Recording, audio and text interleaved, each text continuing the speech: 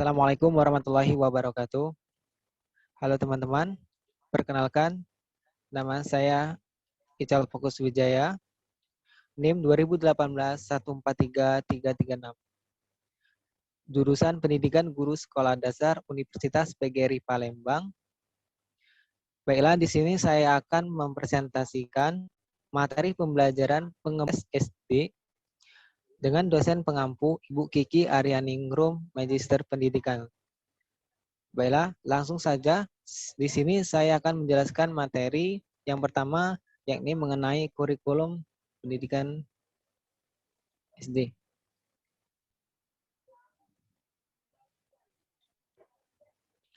Istilah kurikulum secara etimologi berasal dari bahasa Latin, yaitu course, berarti berlari. Berikutnya lahir istilah curricle, yang berarti kereta dua yang ditarik oleh dua ekor kuda. Setelah itu, baru lahir istilah kurikulum, yang berarti mata pelajaran yang harus dilatihkan.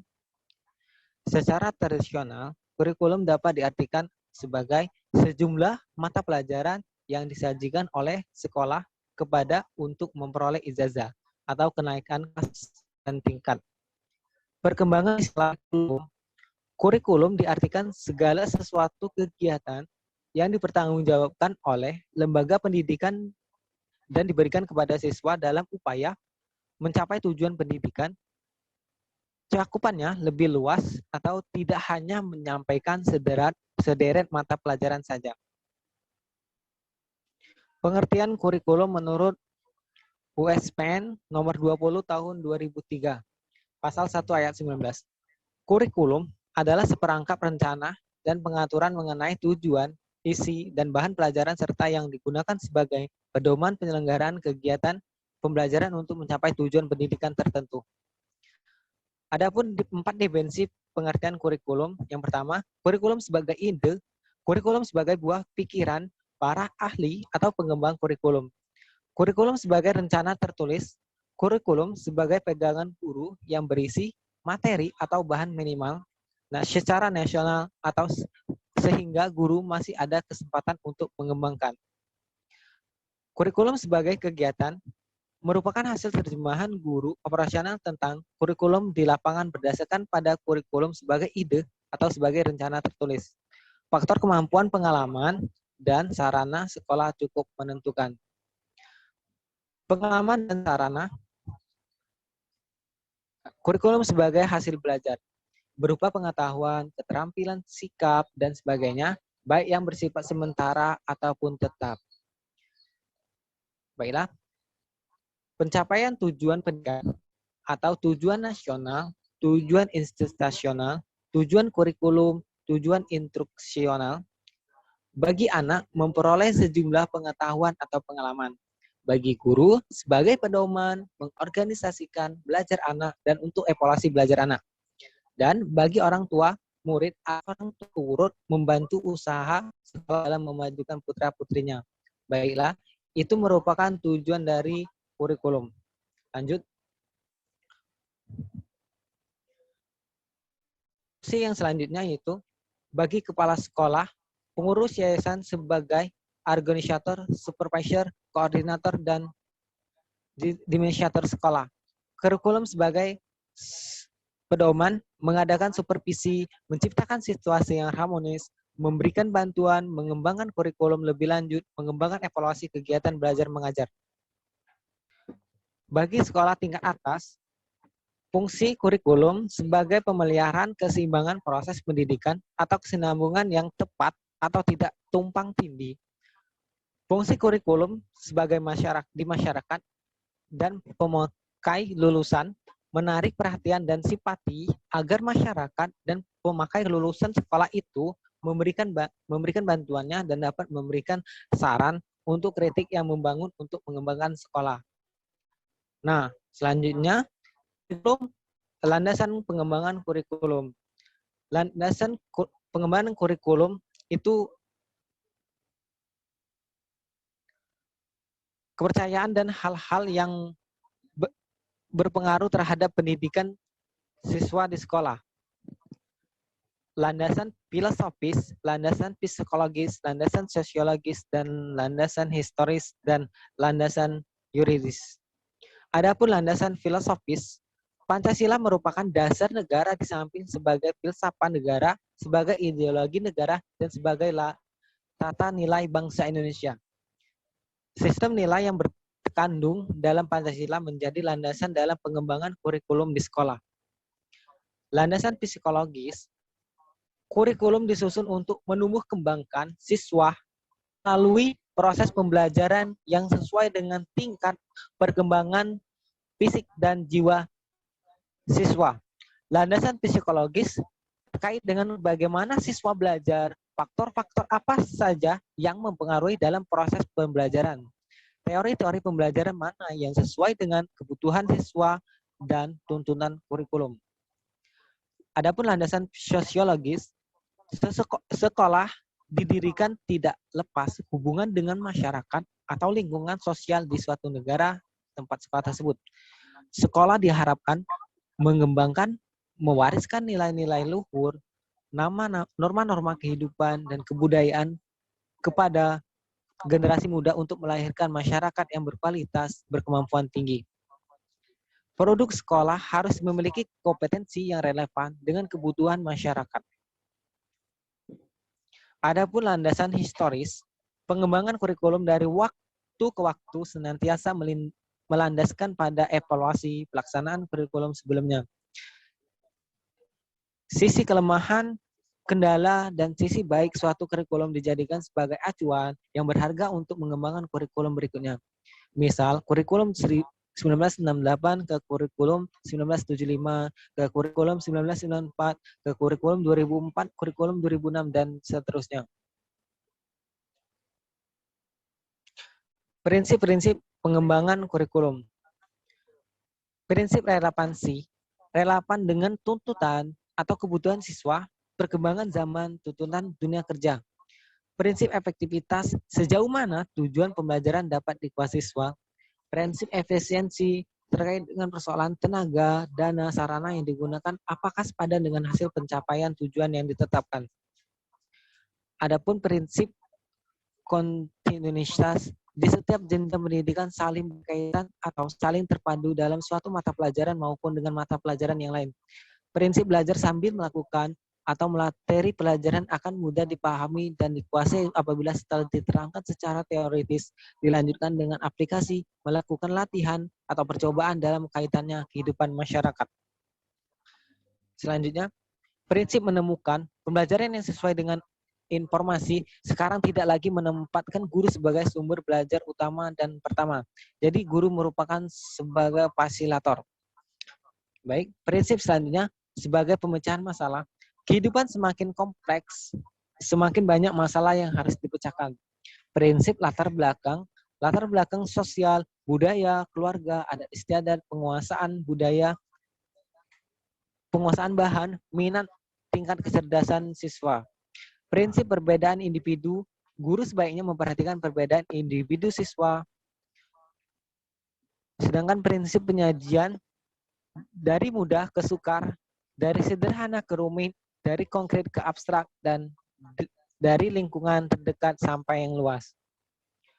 Kurikulum SD atau MI, mata pelajaran adalah unit organisasi kompetensi dasar yang terkecil. Organisasi kompetensi dasar dilakukan melalui pendekatan terintegrasi. Di kelas 4, 5, dan 6, nama mata pelajaran ilmu pengetahuan alam dan ilmu pengetahuan sosial tercantum dalam struktur kurikulum masing-masing. Untuk proses pembelajaran, kompetensi dasar, ilmu pengetahuan alam, dan ilmu pengetahuan sosial sebagaimana kompetensi dasar mata pelajaran lain diintegrasikan ke dalam berbagai tema. Jadi, dalam satu tema itu mencakup bermacam-macam mata pelajaran, ada IPA, IPS, PPKN. Baiklah, misalnya substansi muatan lokal termasuk bahasa daerah diintegrasikan ke dalam mata pelajaran seni budaya dan berkarya. Sedangkan substansi muatan lokal yang berkenaan dengan olahraga serta permainan daerah diintegrasikan ke dalam mata pelajaran pendidikan jasmani, olahraga, dan kesehatan. Tujuan satuan pendidikan. Berdasarkan nomor 17 tahun Peraturan Pemerintah nomor 17 tahun 2010 tentang pengelolaan dan penyelenggaraan pendidikan bertujuan membangun landasan bagi berkembangnya potensi peserta didik agar menjadi manusia yang beriman dan bertakwa kepada Tuhan Yang Maha Esa, berakhlak mulia, dan berkepribadian luhur. Berilmu, cakap, kritis, kreatif, dan inovatif. Sehat, mandiri, dan percaya diri, dan toleran, peka, sosial, demokratis, dan bertanggung jawab. Baiklah, penjelasan yang selanjutnya itu mengenai struktur kurikulum. Struktur kurikulum adalah juga merupakan aplikasi konsep pengorganisasian konten dalam sistem belajar dan pengorganisasian beban belajar dalam sistem pembelajaran. Struktur kurikulum adalah juga gambaran mengenai penerapan prinsip kurikulum mengenai posisi seorang peserta didik dalam penyelenggaraan pembelajaran di suatu satuan atau jenjang pendidikan. Selain kegiatan kurikuler seperti yang tercantum di dalam struktur kurikulum di atas, terdapat pula kegiatan ekstrakurikuler SD, antara lain pramuka, itu merupakan suatu ekstrakurikuler yang wajib, usaha kegiatan kesehatan sekolah, dan palang merah remaja. Mata pelajaran kelompok A adalah kelompok mata pelajaran yang di kontennya dikembangkan oleh pusat. Mata pelajaran kelompok B yang terdiri atas mata pelajaran seni budaya dan prakarya, serta pendidikan jasmani, olahraga, dan kesehatan adalah kelompok mata pelajaran yang kontennya dikembangkan oleh pusat, yang dilengkapi dengan konten lokal yang dikembangkan oleh pemerintah daerah. Ini bisa dilihat bagaimana konsep mata pelajaran sekolah dasar berdasarkan kurikulum 2013 yang terbaru. Oke, selanjutnya beban belajar.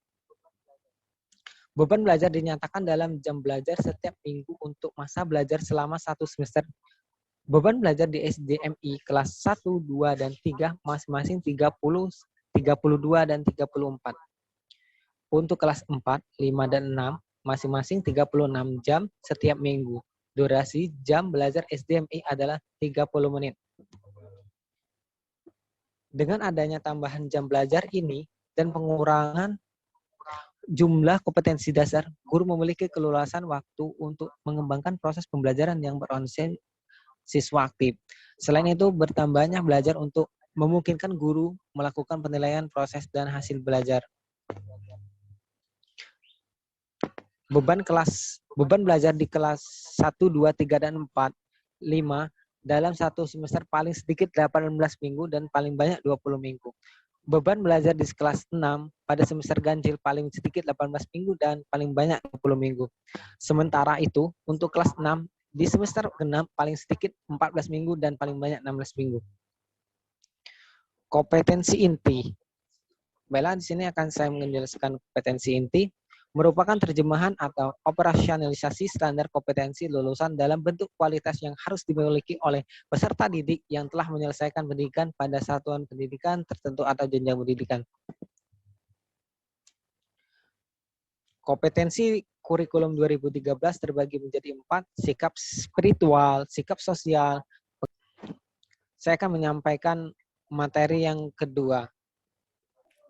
Baiklah, saya akan melanjutkan penjelasan materi yang kedua, yaitu mengenai analisis kelayakan buku teks pelajaran pendidikan Pancasila dan kewarganegaraan.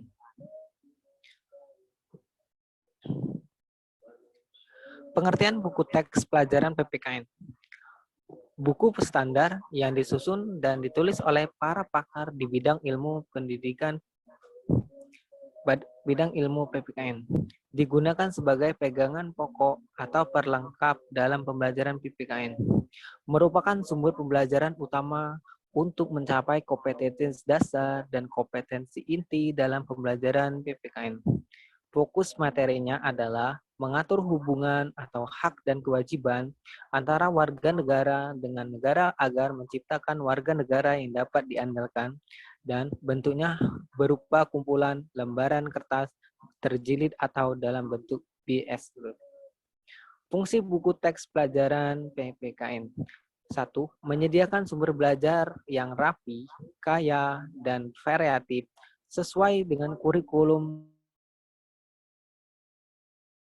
konvensional citizenship menyajikan pokok masalah yang kaya dan variatif guna mencapai desirable personality quality. 3. Menyediakan metode belajar yang variatif untuk mendorong siswa aktif berpartisipasi. Yang keempat, kritis, kreatif, dan berbudaya civic culture. Yang kelima, menyajikan evaluasi autentik sesuai dengan kehidupan nyata siswa meliputi pengetahuan kewarganegaraan, keterampilan kewarganegaraan, dan karakter kewarganegaraan. Buku teks pelajaran PPKN Kurikulum 2013 idealnya memiliki ciri sesuai kurikulum dengan 2013, yaitu 1. Aspek kompetensi kognitif, afektif, dan psikomotorik. Colson 2005 menyatakan bahwa pendidikan kewarganegaraan paradigma baru ini sering dikenal dengan pendidikan kewarganegaraan yang bermutu. Dikatakan bermutu karena memiliki pengetahuan kewarganegaraan civic knowledge yang berbasis pada keilmuan yang jelas dan relevan. Masyarakat demokratis memiliki keterampilan kewarganegaraan dan karakter kewarganegaraan yang mampu untuk mengembangkan pembelajaran karakter bangsa, pemberdayaan warga negara, dan masyarakat kewarganegaraan. Pendekatan saintifik. Pendekatan saintifik itu menuntut kegiatan aktif siswa untuk mengamati, menanya, menalar, mencoba, dan membuat jejaring atas apa yang mereka pelajari. Yang ketiga, menyajikan penilaian hasil belajar. Penilaian hasil belajar autentik. Penilaian ini mengkombinasikan pengetahuan, kemampuan, dan sikap dalam kriteria situasi kehidupan profesional. Dari segi bahasa, hendaknya menggunakan bahasa yang mudah dipahami oleh siswa. Bahasa adalah alat komunikasi untuk menyampaikan materi buku teks pelajaran dari pengembangan buku kepada siswa. Sebagai alat komunikasi, bahasa yang tepat dapat digunakan pemahaman dan menimbulkan atau meningkatkan motivasi belajar.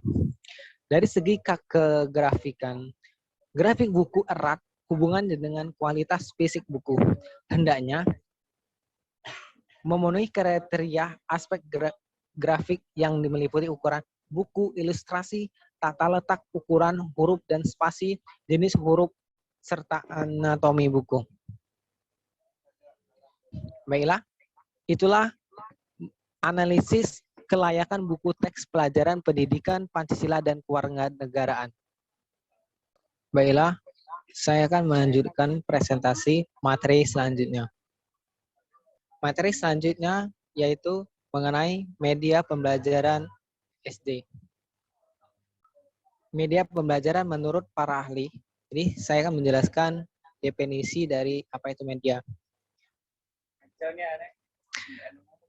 Dari Akib menyatakan bahwa media pembelajaran sebagai segala sesuatu yang digunakan untuk menyalurkan pesan atau message, merangsang pikiran, perasaan, perhatian, dan kemampuan siswa sehingga dapat mendorong proses belajar. Menurut Arif Sudirman dan kawan-kawan, media pembelajaran adalah segala sesuatu yang dapat digunakan untuk menyalurkan pesan dari pengirim ke penerima sehingga dapat merangsang pikiran, perasaan, perhatian, dan minat siswa sedemikian rupa sehingga proses belajar terjadi. Media pembelajaran merupakan alat, metode, dan teknik yang digunakan dalam rangka lebih mengefektifkan komunikasi dan interaksi antara guru dan siswa dalam proses pendidikan dan pengajaran di sekolah. Dari Zakiyah Darajat bahwa media pembelajaran adalah alat, metode, dan teknik yang digunakan dalam rangka meningkatkan efektivitas komunikasi dan interaktif edukatif antar guru siswa dalam proses pengajaran di sekolah. Berdasarkan dari definisi tentang media pembelajaran seperti yang telah dikemukakan di atas, dapatlah ditarik pengertian pokok tentang media pembelajaran, yaitu 1. Media pembelajaran identik dengan peragaan.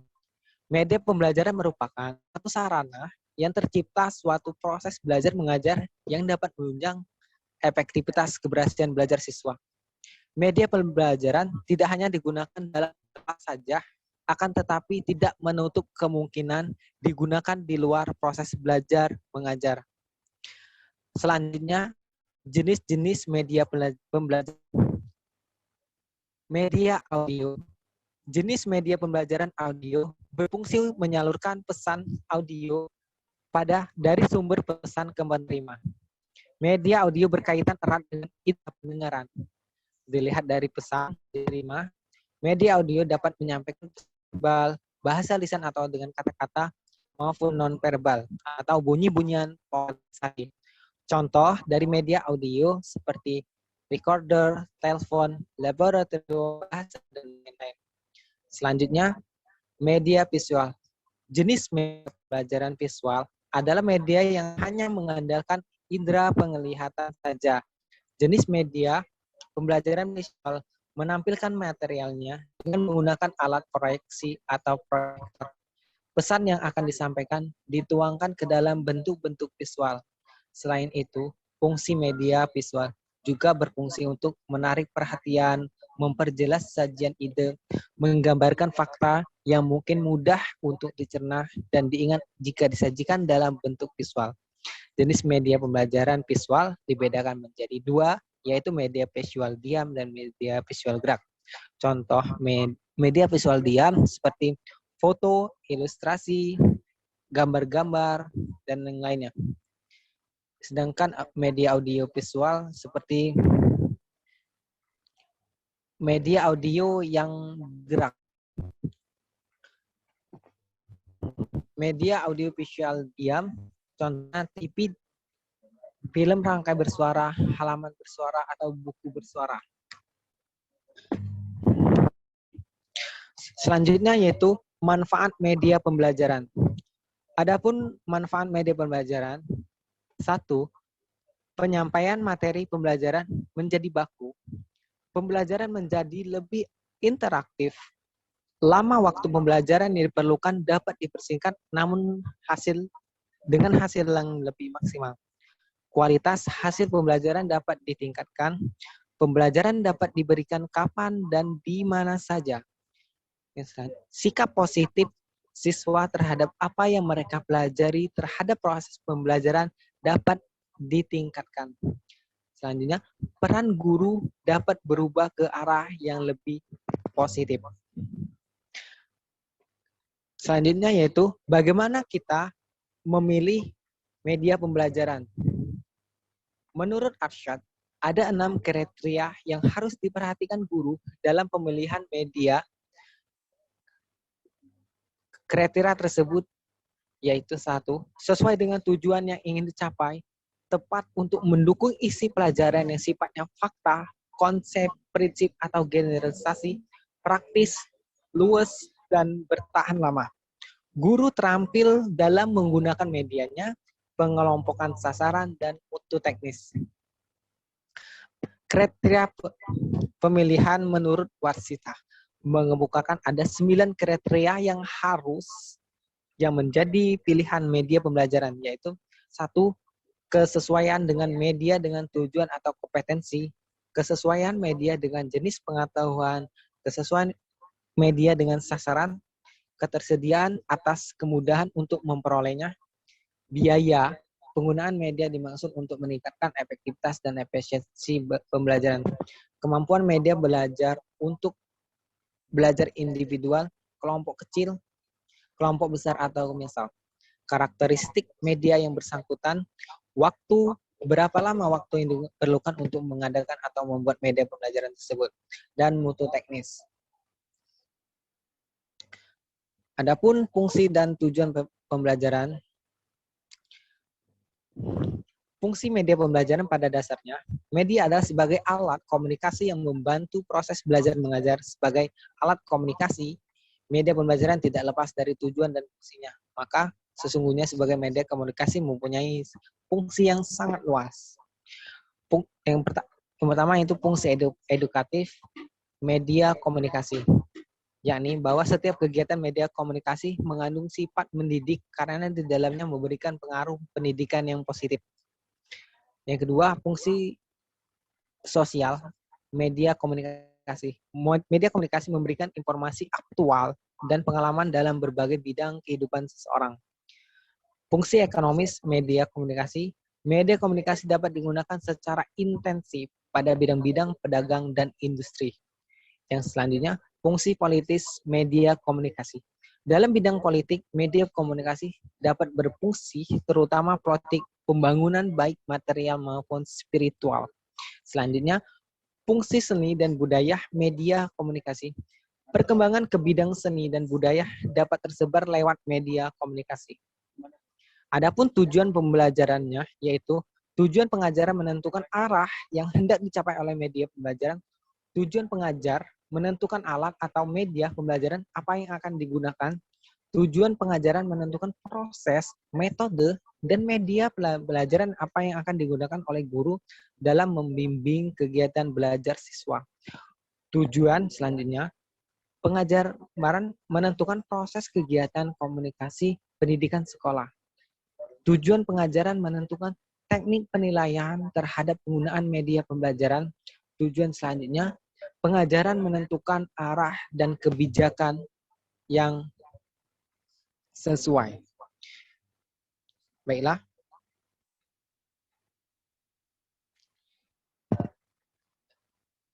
Saya akan menyampaikan materi yang selanjutnya. Baiklah, saya akan menjelaskan materi berikutnya, yaitu penerapan strategi pembelajaran ekspositori untuk meningkatkan hasil belajar fisika. Di sini saya akan menjelaskan mengenai apa itu strategi pembelajaran ekspositori.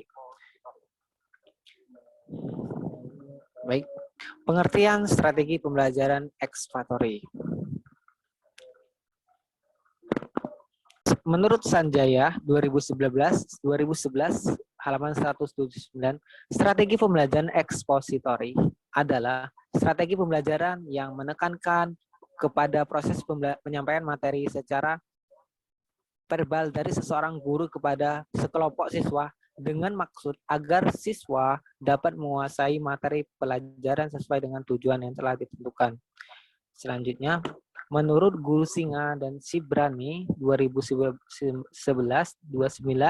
sampai 31 merumuskan pengertian strategi pembelajaran ekspositori adalah strategi pembelajaran yang menekankan kepada proses penyampaian materi secara verbal, ceramah atau diskusi dari seorang guru kepada sekelompok siswa yang akan mengalami pembelajaran dengan maksud agar siswa dapat menguasai materi pembelajaran secara optimal.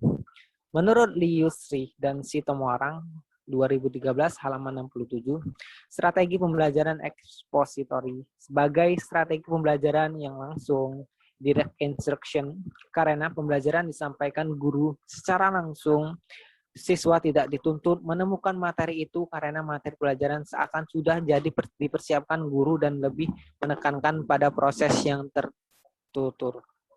Adapun langkah-langkah pembelajaran ekspositori, yaitu yang pertama, persiapan merupakan tahap awal kunci dari strategi pembelajaran ekspositori. Tujuannya adalah 1. Membangkitkan motivasi dan minat siswa untuk belajar. 2. Merangsang dan menggugah rasa ingin tahu siswa. Menciptakan suasana dan iklim pembelajaran yang terbuka dan menyenangkan bagi siswa, agar siswa merasa tertarik dengan situasi belajar. Langkah yang kedua yaitu penyajian. Merupakan langkah penyampaian materi pelajaran dari guru kepada siswa atau sekelompok siswa yang sesuai dengan persiapan yang telah dilakukan dari awal. Langkah yang ketiga yaitu korelasi. Merupakan hubungan antara materi pelajaran dengan pengalaman siswa atau dengan hal yang memungkinkan siswa dapat menangkap keterkaitannya dalam struktur pengetahuan yang dimilikinya. Langkah selanjutnya yaitu penyimpulan. Tahapan ini memahami inti dan materi pelajaran yang telah dipaparkan. Dalam strategi pembelajaran ekspositori, melalui langkah menyimpulkan, siswa akan dapat mengambil intisari dari proses penyajian dan memberi keyakinan kepada siswa tentang kebenaran suatu lamaran. Mengaplikasikan selanjutnya itu langkah-langkah strategi pembelajaran ekspositori. Mengaplikasikan merupakan langkah yang penting dalam strategi pembelajaran ekspositori. Sebab guru akan dapat mengumpulkan informasi tentang penguasaan materi siswa, teknik yang biasa dilakukan pada langkah ini. Adapun kelebihan dan kekurangan strategi pembelajaran ekspositori. Adapun kelebihannya yaitu strategi ini guru bisa mengontrol urutan dan keluasan materi pembelajaran. Dengan demikian, ia dapat mengetahui sampai sejauh mana siswa menguasai materi. Kelebihan yang selanjutnya, selain siswa dapat mendengar tentang suatu materi pelajaran, juga sekaligus siswa bisa melihat atau mengobservasi melalui pelaksanaan demonstrasi materi yang disampaikan oleh guru. Kelebihan 3, strategi pembelajaran ini dianggap sangat efektif apabila materi pelajaran yang harus dikuasai siswa cukup luas dalam pelaksanaan pembelajaran. Adapun kekurangannya, strategi pembelajaran ekspositori ini, guru bisa mengontrol urutan dan keluasan materi pembelajaran. Dengan demikian, ia dapat mengerti sampai sejauh mana siswa. Strategi pembelajaran siswa ekspositori dianggap sangat efektif. Oke, itulah penyampaian materi dari saya. Materi pembelajaran, pengembangan pembelajaran PKN SD. Mohon maaf apabila ada kesalahan dari penyampaian. Saya akhiri, wassalamualaikum warahmatullahi wabarakatuh.